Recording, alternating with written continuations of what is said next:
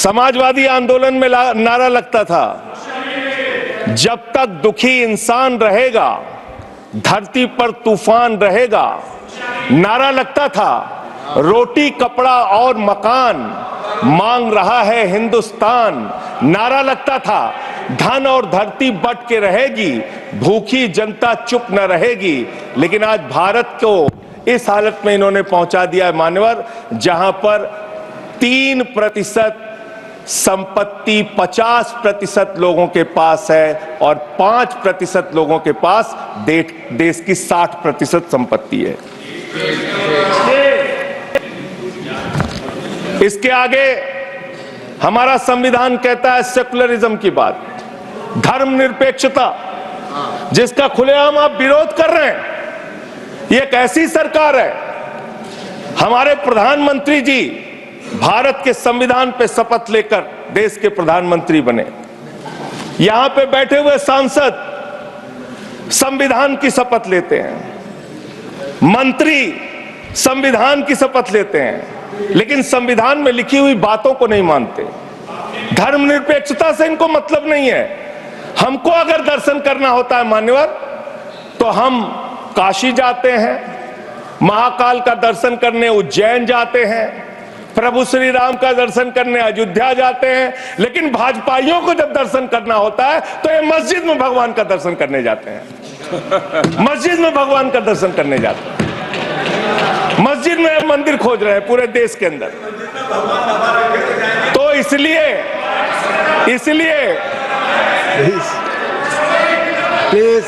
इसलिए मान्यवर, इसलिए मैं इनसे कहना चाहता हूं, कृपया घबराओ मत, सीट पर चीखना चिल्लाना शुरू कर देते हैं। जैसे ही बोलता हूं चीखना चिल्लाना शुरू। मान्यवर, ये भारत खोदो योजना चला रहे देश में, भारत खोदो योजना। अरे मैं कहता हूं, अगर इतना ही खोदना है, कल को कोई आके दावा करेगा संसद को खोद दो, कम से कम प्रधानमंत्री की डिग्री मिल जाएगी, उसका तो पता चल जाएगा कहां है। संसद खोद दो। ये भारत खोदो योजना बंद करो, इससे देश का विकास होने वाला नहीं है। आपने शिक्षा में क्या हालत की देश की, माननीय शिक्षा मंत्री जी यहां पे बैठे हुए हैं, मैं बताना चाहूंगा शिक्षा के स्तर को आपने कहां पहुंचा दिया। 11 लाख, अरे क्या क्या यहां बोला गया, मैंने खूब सुना है, आप ही लोगों से सीखा है। 11 लाख बच्चों को सरकारी स्कूल से दूर किया गया, 11 लाख बच्चों को। यह देश के अंदर शिक्षा की व्यवस्था है और इसमें सबसे ज्यादा मान्यवर, अगर किसी राज्य की भागीदारी है जहां पे सबसे ज्यादा बच्चे सरकारी स्कूल से दूर हुए हैं, पिछले 8 महीने का आंकड़ा शिक्षा मंत्रालय ने लोकसभा में रखा, 11 लाख में से अकेले 7,84,000 बच्चे उत्तर प्रदेश में सरकारी स्कूलों से दूर गए। ये कर रहे हैं शिक्षा के नाम पे आप। देश की शिक्षा की व्यवस्था की हालत ये कर दी आपने। 63,000 बच्चे आसाम में सरकारी स्कूलों से दूर हुए। ये सरकार का आंकड़ा, मैं अपनी ओर से नहीं पढ़ रहा हूं।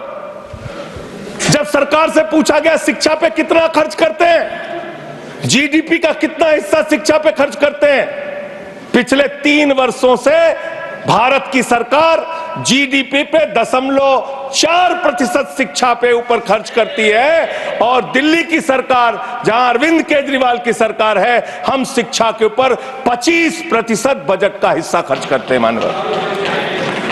स्वास्थ्य के ऊपर दिल्ली के अंदर 13% हम खर्च करते हैं। और भारत की हमारी सरकार जो अपने आप को कहती है मोदी जी की बड़ी योजनाएं हैं, बड़ी ताकतवर सरकार है, मात्र 2% स्वास्थ्य के ऊपर खर्च करती है। यह इस देश की हकीकत है। कैसे समानता आएगी, कैसे संविधान में लिखी हुई बातों की सुरक्षा हो पाएगी। मैं दिल्ली की बात करूं, अगर एक राज्य सरकार दिल्ली के लोगों ने भी चुना, जिसको आप चलने नहीं देते, बार बार उसके ऊपर रोक लगाते हैं, लेकिन उस राज्य सरकार के काम क्या हैं वो आपको जानना बहुत जरूरी है। एक ऐसी सरकार जिसने, अब देखिए टोका टोकी करेंगे। बोलिए ना, आप बोलिए, आप क्यों उधर बात अभी ये लोग जब बोल रहे थे मैं चुपचाप सुना। आप बोलिए। अगर जेल वेल की बात करोगे ना, जिस दिन सत्ता परिवर्तन होगा एक भी आदमी बाहर नहीं दिखेगा। फिर ऐसी बातें मत करो, आपस में बात नहीं। संजय ये जी, धमकी देने की बातें मत करो। संजय जी, आपस में कोई बात नहीं। संजय जी प्लीज प्लीज, नहीं कोई नहीं, आप लोग आपस में बात कंट्रोल कीजिए सर। सभी लोग आपस में बात प्लीज। आप बैठे रहे प्लीज। ऐसे धमकी देके काम मत करो। आप विषय पे बोले, विषय बोले। अडानी की दलाली करने वाली सरकार हमसे सवाल कर रही है। विषय पर संजय जी जो विषय बोलेंगे, ये भ्रष्टाचार पे बोलेंगे, विषय पर बोलिए प्लीज, विषय पर बोलिए प्लीज। अडानी की दलाली करने वाले लोग हमसे सवाल करेंगे। मानिए, मुझे लगता है कि संजय जी अपना आपा खो गए हैं और उन्होंने अपनी शब्दावली को ध्यान में रखना चाहिए, और ये जो उन्होंने शब्द वाक्य इस्तेमाल किया ये एक्सपंज होना चाहिए। प्लीज आप बोलिए, प्लीज बैठ। सर बोलिए, मैं दिल्ली के काम बता रहा हूँ। आप दिल्ली के काम बताइए, आपस में दिल्ली की सरकार ने क्या किया है संविधान की रक्षा के लिए? टीका टिप्पणी ना करें। दिल्ली की सरकार ने क्या किया है इस देश के नागरिकों को मजबूत बनाने के लिए? दिल्ली की सरकार ने क्या किया है शिक्षा और स्वास्थ्य पे काम करने के लिए? दिल्ली की सरकार ने क्या किया है बाबा साहब के लिखे गए एक एक शब्द को जमीन पे उतारने के लिए? दिल्ली के अंदर शिक्षा में हमने 25% खर्च किया, स्वास्थ्य में हमने 13% खर्च किया, दिल्ली में हमने बिजली फ्री दिया। पूरे देश में पहली सरकार है जो बिजली फ्री देने का काम करती है। दिल्ली के अंदर केजरीवाल जी ने 200 यूनिट बिजली फ्री, 400 यूनिट बिजली आधे दाम पे दिया। दिल्ली के अंदर केजरीवाल की सरकार ने इलाज मुफ्त किया, पानी मुफ्त दिया। दिल्ली के अंदर सीट पर बैठकर बुजुर्गों को तीर्थ यात्रा कराने का काम किया। बुजुर्गों को तीर्थ यात्रा कराने का काम किया दिल्ली की सरकार ने। दिल्ली की सरकार ने माताओं बहनों के लिए बस की यात्रा फ्री करने का काम किया। और अगली योजना आ रही है, दिल्ली में केजरीवाल मुख्यमंत्री बनेंगे, दिल्ली की महिलाओं को 2100 रुपए हर महीने उनके खाते में पहुंचाया जाएगा। हम महिला को सशक्त करेंगे, मजबूत करेंगे। संविधान पर भी जोड़िए उसको, संविधान पर बोलिए। संविधान पर बोलिए संजय जी। संविधान के अंतर्गत मैं एक चुनी हुई सरकार के बारे में बोल रहा हूं। संविधान पर चर्चा हो रही है, दिल्ली में चर्चा होगी, संविधान पे आप बोले और दिल्ली में मैं बोल रहा हूं। दिल्ली के अंदर 200 किलोमीटर के मेट्रो नेटवर्क को हमने 2015 से बढ़ाकर 450 किलोमीटर किया। संजय जी कॉन्स्टिट्यूशन पे बोलिए। सर उन्होंने अपने सरकार की उपलब्धि गिनाई, आपने उनको नहीं रोका। प्लीज, अगर हम दिल्ली में एक चुनी हुई सरकार के काम को बता रहे हैं, हम सबसे आग्रह कर रहे हैं अपने विषय पर बोलिए। जिस राज्य से मैं चुना गया हूं, आपसे भी कर रहे हैं, उस राज्य में क्या काम हो रहा है, क्या ये देश इनको दर्द क्यों हो रहा है? प्लीज विषय संविधान पर चर्चा, तकलीफ क्यों हो रही है? संविधान पे चर्चा हर सदस्य से, इनको तकलीफ क्यों हो रही है? हर सदस्य से हम अपेक्षा करते हैं संविधान पर बोले।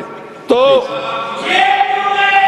दिल्ली में प्लीज जेल 3 घंटे ईडी सीबीआई दे दो, सबको भेज दूंगा।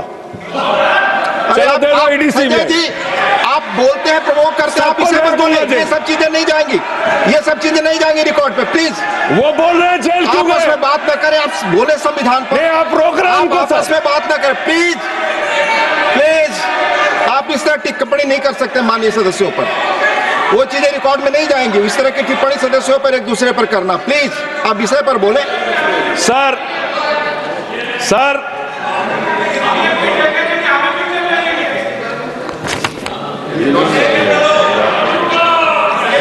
3 सर आप ही का चेहरा दिख रहा है सर। नहीं मेरा चेहरा नहीं, चेहरा आपका दिख रहा, आप बोलिए तो सर आप बोलिए। ये लोग भ्रष्टाचार के खिलाफ जब बोलते हैं, भ्रष्टाचार के खिलाफ जब बोलते हैं भाजपा के लोग, तो लगता है ओसामा बिन लादेन अहिंसा पे उपदेश दे रहा है। ये भ्रष्टाचार के खिलाफ बोलेंगे? 3,02,000 करोड़ रुपए का ठेका इन लोगों ने इलेक्टोरल बॉन्ड के नाम पे लिया सर। 3,02,000 करोड़ रुपए का ठेका इन लोगों ने इलेक्टोरल बॉन्ड के नाम पे विषय पर बोलिए दिया संजय जी, है। विषय पर प्लीज सर विषय पर बोलिए। सर जो आप मालूम है कि विषय पर बोले कोई गाय चीजें रिकॉर्ड पे जाएंगी। गाय काटने वाली कंपनी से चंदा लेने वाले लोग मेरे ऊपर सवाल उठा रहे हैं। आपस में बात नहीं, गाय प्लीज काटने वाली कंपनी से चंदा लेने वाले लोग, प्लीज प्लीज ये मंत्री का चुनाव है। आप विषय पर बोले संजय जी। सर सर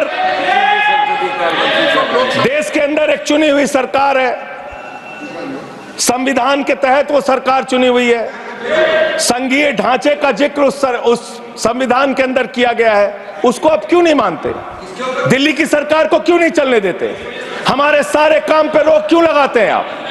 आपने सबसे बेहतरीन देश की काम करने वाली सरकार, एक ऐसी सरकार, जब अमेरिका के राष्ट्रपति की पत्नी हिंदुस्तान आई तो मोदी जी ने पूरे देश का हवाला दिया। गुजरात का स्कूल देख लो, मध्य प्रदेश का देख लो, उत्तर प्रदेश का देख लो, हरियाणा का देख लो। उसने कहा हमें केजरीवाल का स्कूल देखना है, मनीष सिसोदिया ने जो स्कूल बनाया है वो स्कूल देखना है। ये काम हमने किया। आज दिल्ली के स्कूल मॉडल की चर्चा पूरी दुनिया में हो रही है, अस्पताल के मॉडल की चर्चा पूरी दुनिया में हो रही है। ये मंत्री है सरकार के। बच्चों शांत हो जाओ, बच्चों हल्ला मत करो, बच्चों शांत, बच्चों हल्ला मत करो, बच्चों शांत। मान्यवर ये हमारा टाइम खाने की कोशिश कर रहे हैं। दिल्ली के अंदर चुनाव होने जा रहा है। चुनाव भारत के संविधान का एक बड़ा पर्व माना जाता है। संविधान ने हमें ताकत दी, अपने हिसाब से विधायक चुनिए, अपने हिसाब से सांसद चुनिए, वही मंत्री बनता है, मुख्यमंत्री बनता है, प्रधानमंत्री बनता है। दिल्ली में चुनाव क्या हो रहा है? दिल्ली में कैसे चुनाव कर रहे हैं लोग?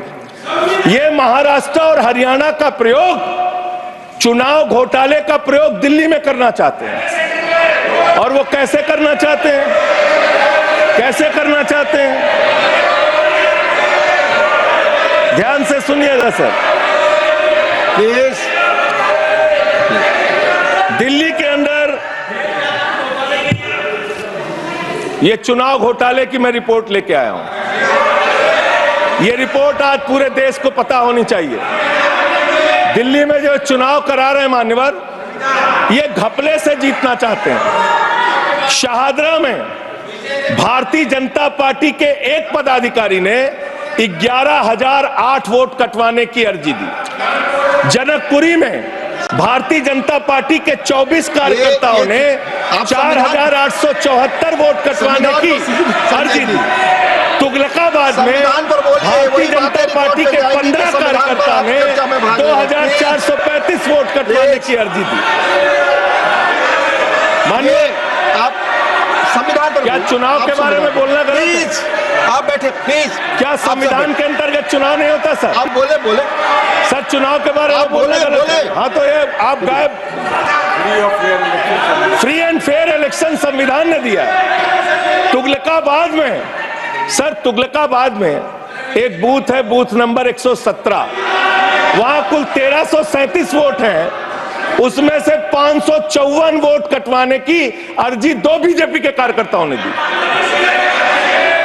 पालम में भाजपा के 9 कार्यकर्ताओं ने 1641 वोट कटवाने की अर्जी दी। संजय जी, रजौरी गार्डन में सर चुनाव का अधिकार संविधान ने दिया। ऑथेंटिसिकेशन करेंगे। सर चुनाव का अधिकार संविधान ने दिया। जो आरोप लगा रहे हैं, चुनाव के घपले पे नहीं बोलेंगे यहाँ पे, प्लीज। क्या चुनाव के घपले पे नहीं बोलेंगे?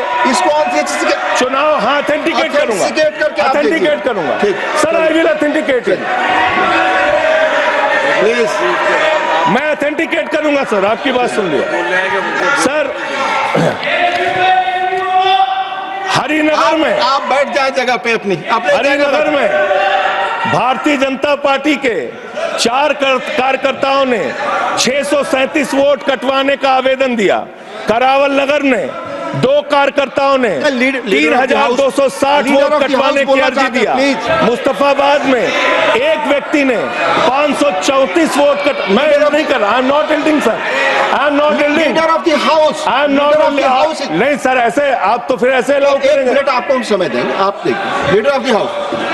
नहीं, मैं एक ही बात स्पष्ट करना चाहता हूं कि जिस संविधान ने ये ताकत दी है कि वो वोटर्स लिस्ट के बारे में जो चर्चा कर रहे हैं कि उसको कटवाने का, वो प्रोविजन भी संविधान के अंतर्गत ही है। और उसमें देखने वाली बात यह है कि ये इतने दिन सत्ता पे कहीं रोहिंग्या और बांग्लादेशी के वोटों पर तो नहीं बने हुए थे। माननीय संजय जी, इतनी शानदार बात आज की है लीडर ऑफ द हाउस ने सर, मैं इनका नमन करता हूं। इतनी बढ़िया बात इन्होंने कह दी कि मैं इसका जवाब जरूर दूंगा।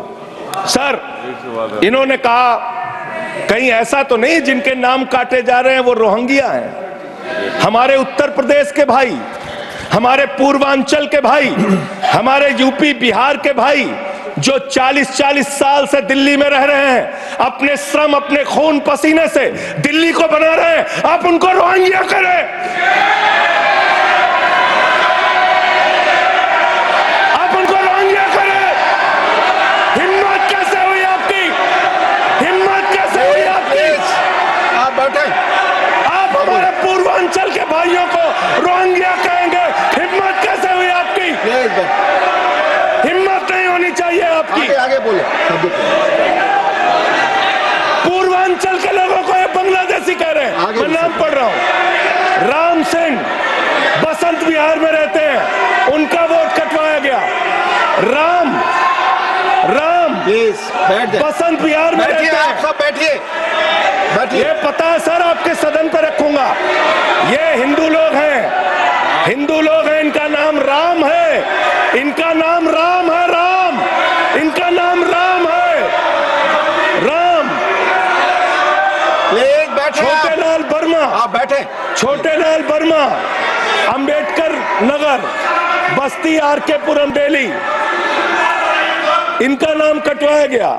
सोनिया, अंबेडकर नगर, बस्ती, आरके पुरम, इनका नाम कटवाने की अर्जी दी गई। संतोष कुमार, अंबेडकर नगर, बस्ती, आरके पुरम, इनका नाम कटवाने की अर्जी दी गई। आशा, अंबेडकर नगर, बस्ती, आरके पुरम, इनका नाम कटवाने की अर्जी दी गई।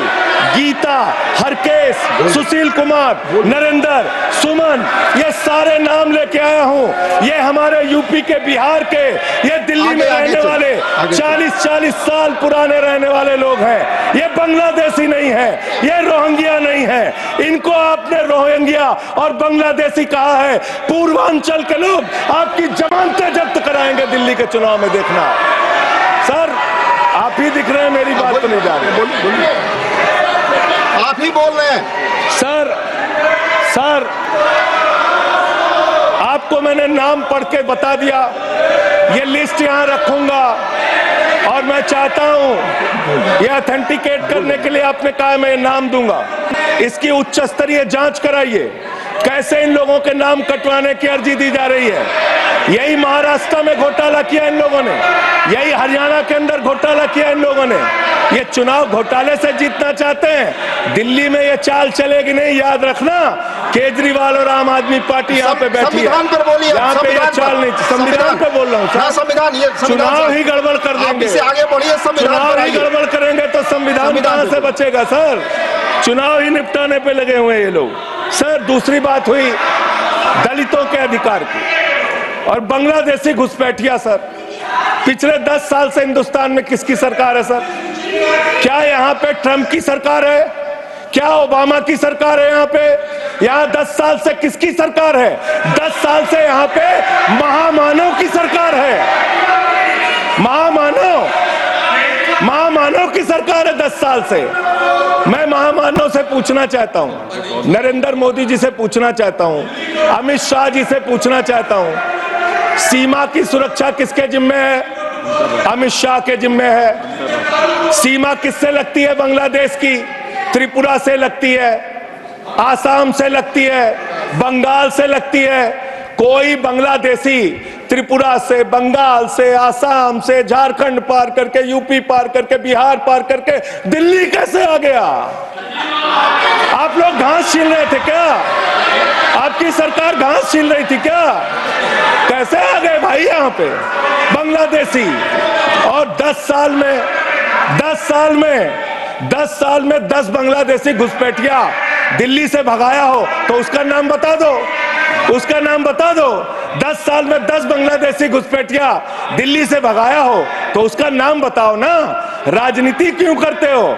नरेंद्र मोदी का दोस्त अडानी बांग्लादेश को बिजली सप्लाई करता है, आप विषय पर बिजली सप्लाई करता है। प्रधानमंत्री पर आपने भारत की बिजली चोरी करके, भारत की बिजली चोरी करके बांग्लादेशियों का घर रोशन करते हो। संविधान पर बोलिए संजय जी, हमें ज्ञान बता रहे हो, प्लीज हमको ज्ञान बता रहे हो। हजारों करोड़ की बिजली चोरी करके झारखंड की बिजली, सर आप ही आ गए सर, मेरा तो नाम गायब हो जाता हूं मैं सर।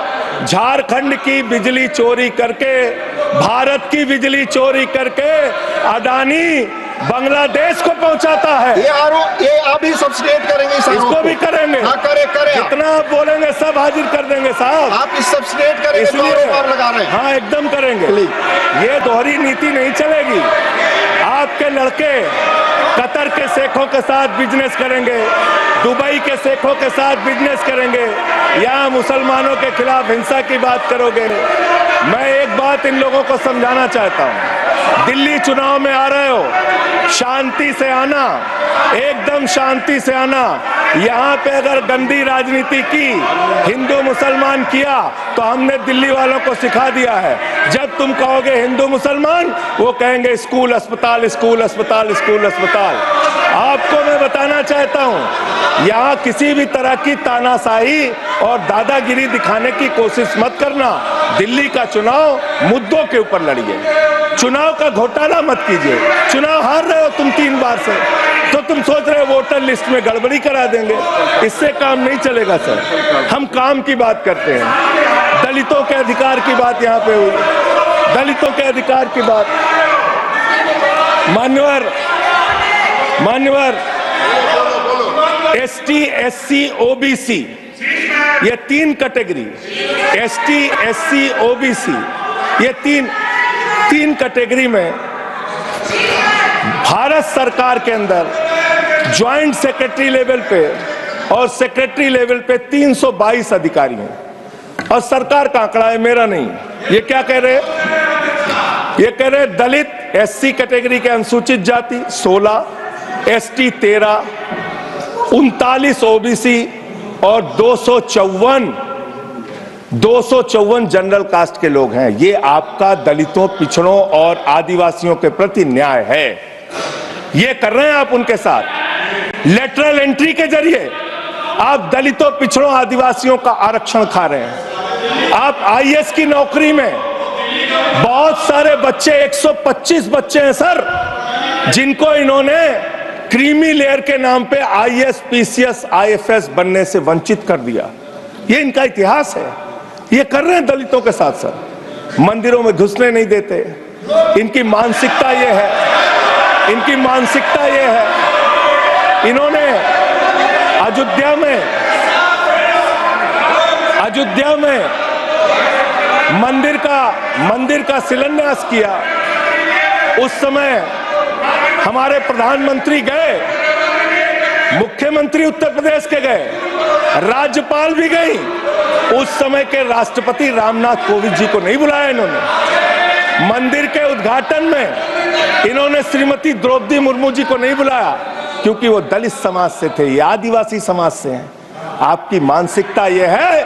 100 वर्ष हो गए RSS को, एक भी दलित, पिछड़ा और आदिवासी आज तक RSS का प्रमुख क्यों नहीं बना? इसका जवाब दो, इसका जवाब दो। आप नफरत करते हैं दलितों से, पिछड़ों से, आदिवासियों से। यह आपकी मानसिकता है।